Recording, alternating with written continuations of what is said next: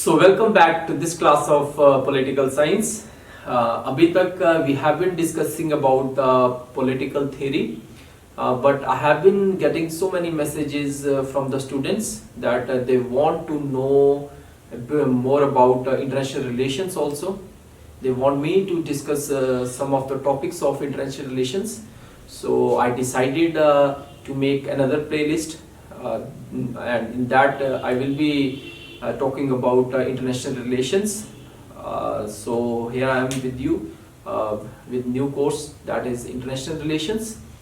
तो जहाँ तक international relations की बात है, I think many of you must be knowing कि political science में international relations is one of the most important courses and it is one of the most important branch of political science.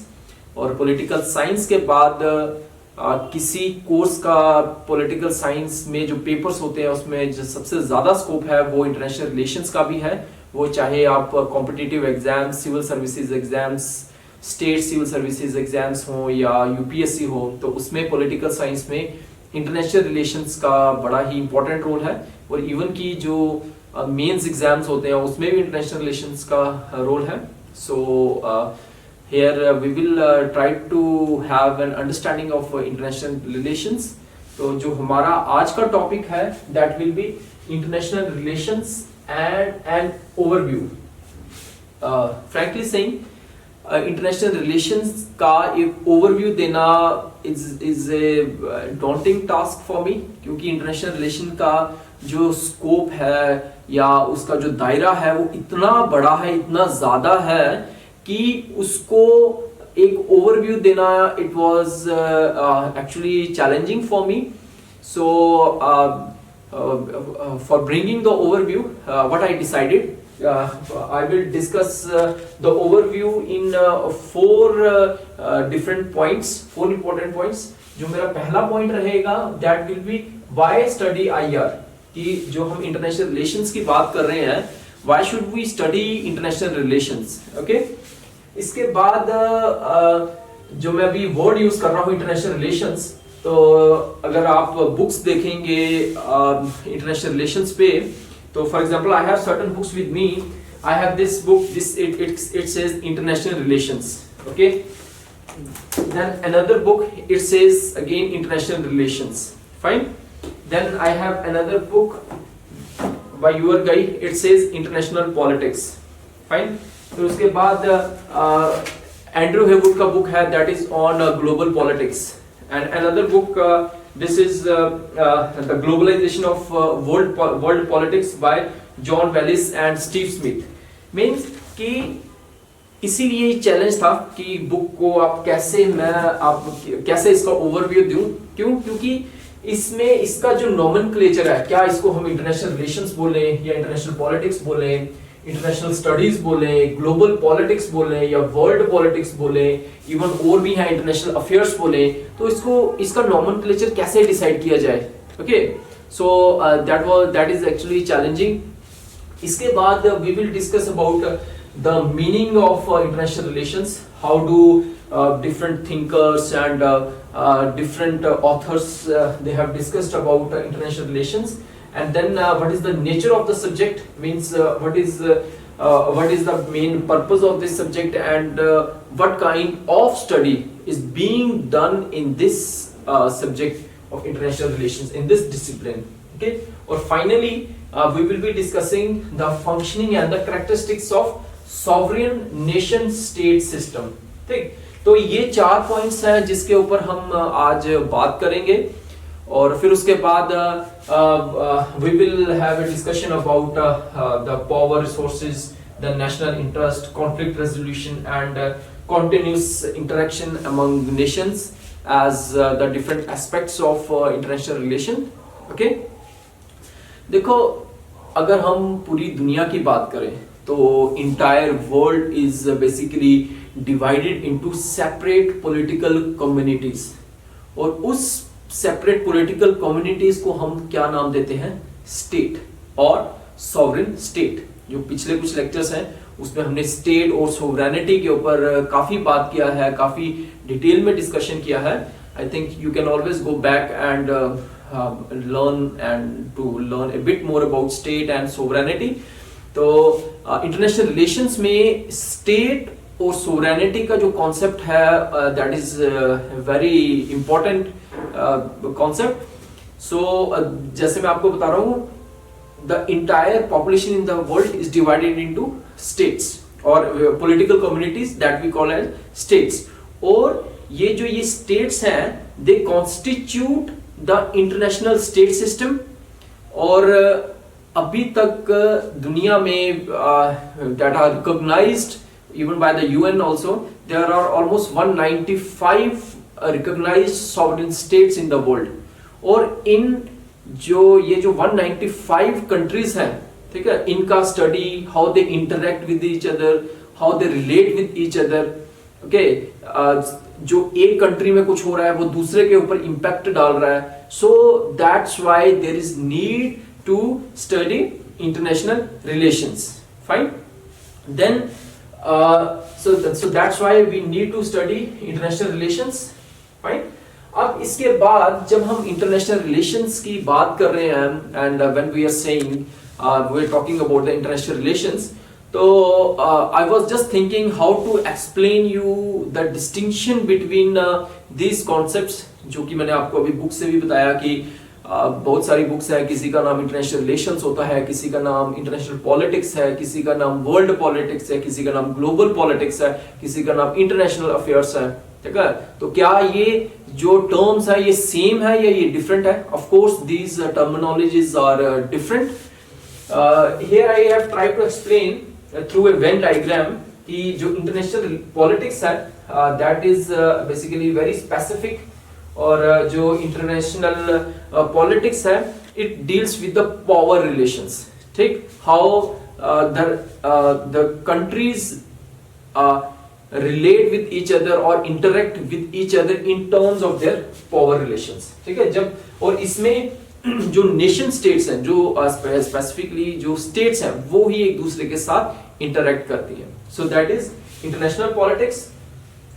और international politics का में जब हम बोलते हैं कि पावर रिलेशंस है, तो पावर रिलेशंस के साथ साथ जब स्टेट सिस्टम पूरा इंटरेक्ट करता है, और स्टेट सिस्टम में क्या आता है, state actors as well as some non state actors. Non state actors हुए फॉर एग्जांपल मल्टीनेशनल कंपनीज है, या इंटरनेशनल ऑर्गेनाइजेशंस हैं, या इंटरनेशनल एनजीओज हैं. We have Amnesty International, we have Red Cross, we have so many international organisations. तो जब वो interact करती हैं along with the states, that becomes international relations. Okay, that it means कि जो international relations है, its scope or we can say its understanding of the interaction among the states is wider than the international politics. Okay, समझ आ गया? इसके बाद next is international studies. जब countries power relations और उनके बीच में जो सिस्टम ऑफ स्टेट है उसके बीच में जब इंटरेक्शन होता है, इसके अलावा जब एरिया स्टडीज की भी बात होती है.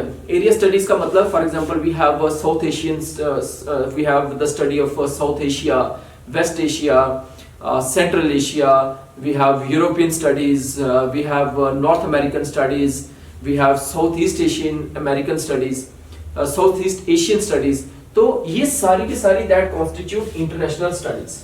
ठीक है, फॉर एग्जांपल अगर आप जेएनयू की बात कर लो तो जेएनयू में we have school of international studies, SIS. तो why international studies? Because there we have international, we study international politics also in masters.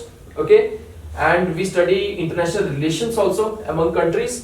And इसके बाद we have area studies also. वहाँ पे we have West Asian studies, we have Central Asian studies, South Asian studies, and so on. So that's why that is international studies. So international studies is wider than the international relations also. Okay.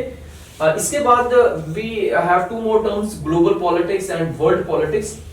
Global politics and world politics, when we use all these three terminologies and we use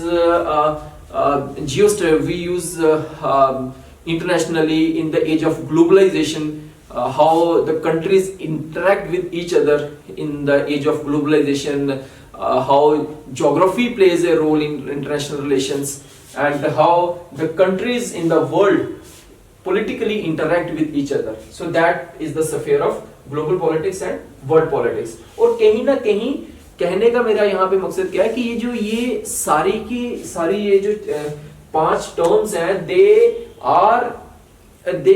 sometimes they are being used synonymously, but of course they have some clear difference also, जो कि मैंने अभी आपसे share किया. इसके अलावा we have international affairs also, we have certain magazines जिनका जो मेन पर्पस होता है to talk about the international affairs, जिसमें जो इंटरनेशनल इश्यूज होते हैं, ठीक है, टेररिज्म है, इन्वायरमेंट है, क्लाइमेट चेंज है, तो जो इन इश्यूज के ऊपर, रिफ्यूजी प्रॉब्लम है, जो इन इश्यूज पे बात करते हैं, that can be a part of international affairs. Fine. So this is about the distinction between and how do we give the name of this discipline. तो इसके ऊपर डिबेट ही है, और जो भी जिस भी थिंकर को जो अच्छा लगता है, they use that as the title of their book and they try to justify themselves as much as possible. Fine. फिर इसके बाद after this distinction, now let's try to understand the meaning and the nature of international relations. देखो, जहां तक definitions की बात है, there are so many thinkers who have tried to define international relations. What is international relations and what is international politics. So I won't go much into who has said what and what are the specific definitions. ये आप कोई भी book लोगे तो वहां पे आपको समझ आ जाएगा. लेकिन after studying about these definitions, I have come to certain understanding कि जो सारी डेफिनेशंस हैं वो कुछ जो कॉमन पॉइंट्स हैं उसके ऊपर बात करती है to explain the meaning of international relations. Some thinkers say that international relations is the struggle for power, struggle for authority, struggle for resources among nations. Specifically, Hans J. Morgenthau, a very important thinker in international relations, he says that international relations is the study of the struggle of power among nations. Okay, struggle of he has उन्होंने तो struggle of power ही बोला, but besides the struggle of power, we can say the struggle for authority, the struggle for resources among nations. Okay, इसके अलावा some thinkers they have said that international relation is about the interstate relations that is concerned with the state system, कि how the countries interact with each other, how they relate with each other, that we study international relations. इसके अलावा international relation is the means of achieving the national interest and enhancing the national power. Means कि international relation एक ऐसा जरिया है जिससे कि countries अपनी जो उनका national interest होता है उसको fulfill करने की कोशिश करता है, that is their objective, और उस objective को पाने के लिए they use national power as the means. Means यहाँ पे जो national interest है और जो national power है वो मीन्स भी है और ऑब्जेक्टिव्स भी है. कई जगहों पे नेशनल इंटरेस्ट को फुलफिल किया जाता है नेशनल पावर को अचीव करने के लिए, और कई जगहों पे नेशनल पावर को अचीव करने के लिए means vice versa. Okay, I hope you understand, you have understood. इसके अलावा एक और जो इंपॉर्टेंट चीज है in the meaning of international relations, in the definitions of international relation, is the international relation is the means of resolving interstate conflicts through cooperation. कि international relation एक ऐसा वे है, एक ऐसा प्रोसेस है जिससे कि जो इंटरस्टेट कॉन्फ्लिक्ट है उसको रिजॉल्व करने में उसको रिजॉल्व किस तरीके से किया जाता है, the study of that thing is the study of the international relations. Okay, और ये जो मैंने आपको लास्ट डेफिनेशन बताया, लास्ट स्टडी बताया कि it's a means of resolving interstate conflict, यहाँ पे ये बताना जरूरी है कि ये जो हमारा इंटरनेशनल रिलेशंस का डिसिप्लिन है, it is not very old. ये हम जब अगली क्लासेस में evolution of the discipline of international relations पढ़ेंगे तो वहां पे हम काफी क्लियरली इस पे बात करेंगे। बेसिकली फर्स्ट वर्ल्ड वॉर 1914 से पहले international relations as a discipline was not in existence, वो एग्जिस्टेंस में नहीं था। उससे पहले it was the part of a diplomatic history. लेकिन 1914 में जब वॉर्स हुई, जो फर्स्ट वर्ल्ड वॉर हुई जिसमें पूरा यूरोप इन्वॉल्व हो गया, then it was thought that कि there is a need to study how the conflict among the nations can be resolved। और इसी का ये एक रीजन था कि इंटरनेशनल रिलेशंस जो है वो एक इंडिपेंडेंट डिसिप्लिन क्रिएट किया गया। Okay, so this is the definition. So international politics और वैसे international relations, we have conflict as a condition of international relation, power as the means of international relations, and national interest as the objective of the international relations।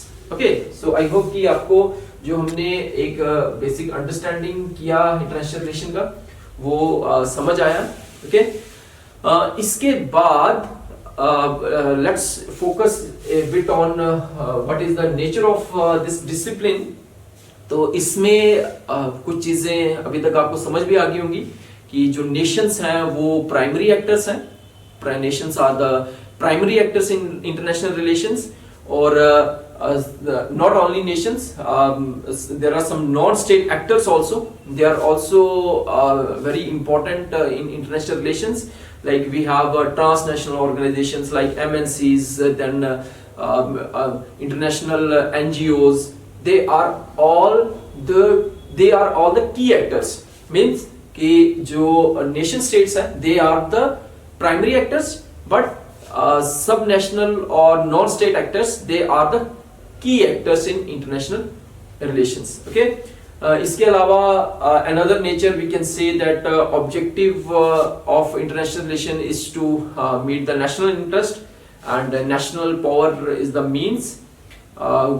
conflict is the condition of international relation, and in international relations we see the system of continuous interaction among nations। कि international relations में हम देखते हैं कि there is a continuous interaction among nations, or especially the world we are living in an age of globalization।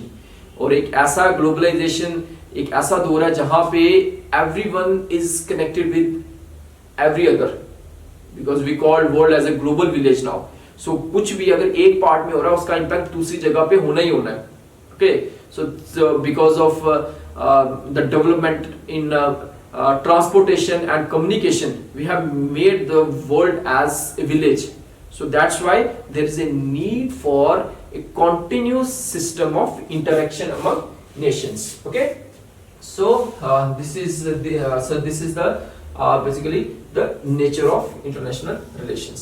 fine, अब इसके बाद जो हमारा लास्ट पॉइंट है to understand, to give you an overview of international relations, that is the functioning and characteristics of sovereign nation state system.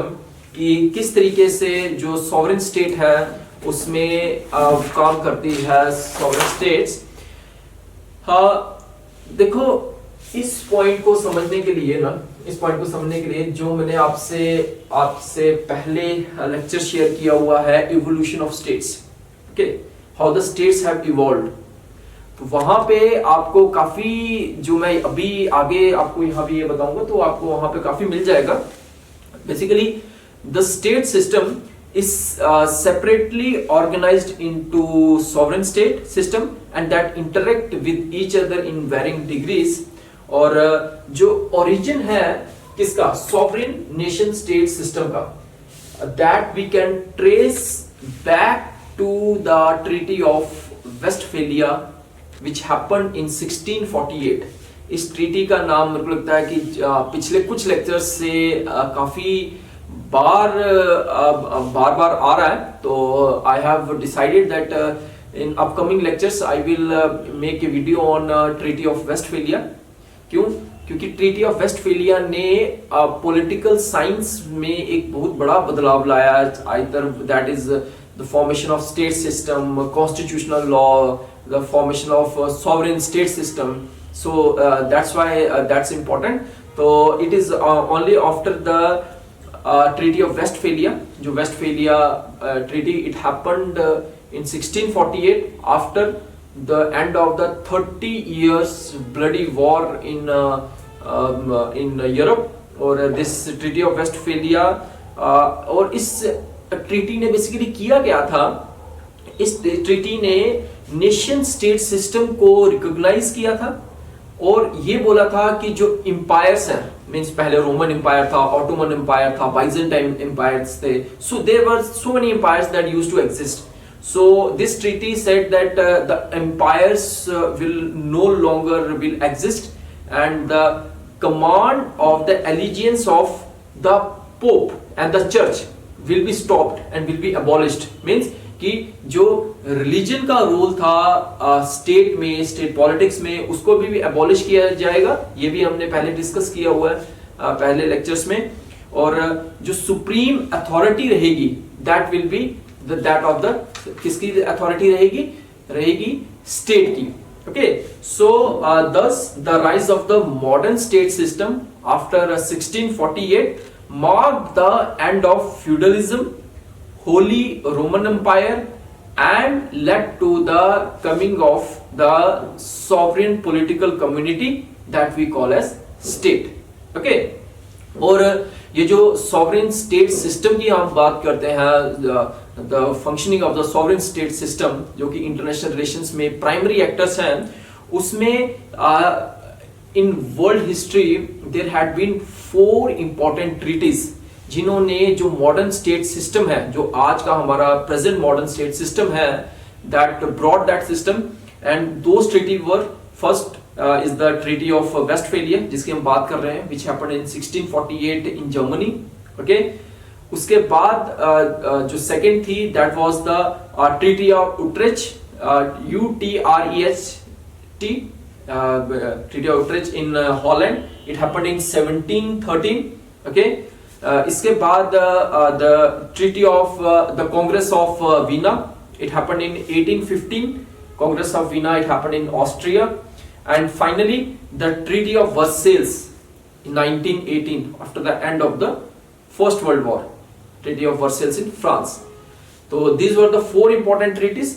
इसके अलावा भी the establishment of the United Nations, और with the coming of the United Nations on 24th of October 1945, after that the modern nation state system where sovereignty and recognition of the nation states became more pertinent. और उसके बाद ही जो international relations that we study today and how the states interact with each other, that becomes more vibrant and more dominant. Okay, so this was the overview of international relations, and in the upcoming lecture, in the next class, we will try to understand how this discipline of international relations has evolved since its inception during the First World War in 1914. Thank you.